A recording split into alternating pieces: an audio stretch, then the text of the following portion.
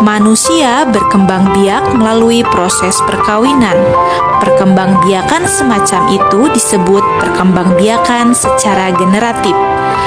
Pada peristiwa tersebut terjadi peleburan dua sel kelamin, yaitu sel sperma dari ayah dan sel telur dari ibu.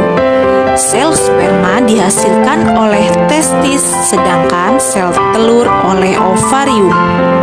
Proses peleburan dua sel kelamin yang demikian disebut pembuahan.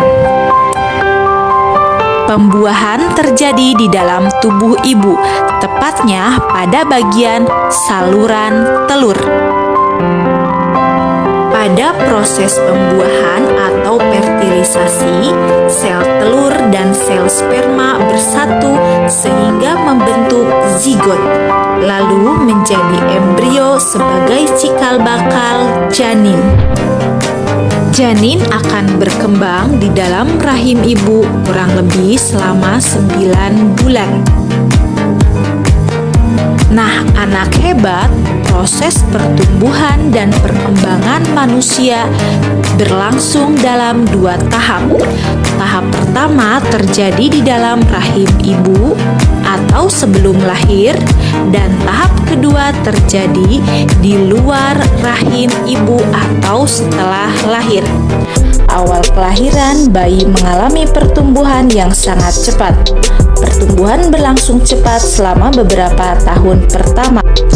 Pada usia sekitar 6 bulan, bayi akan mulai belajar duduk.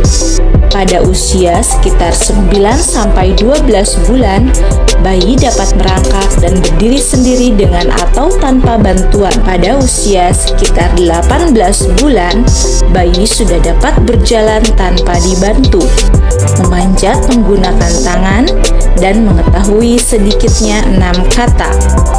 Pertumbuhan bayi akan terus berjalan hingga usia 5 tahun untuk terus memaksimalkan fungsi organ-organ tubuh. Sampai usia 5 tahun, pertumbuhan manusia terus berlanjut.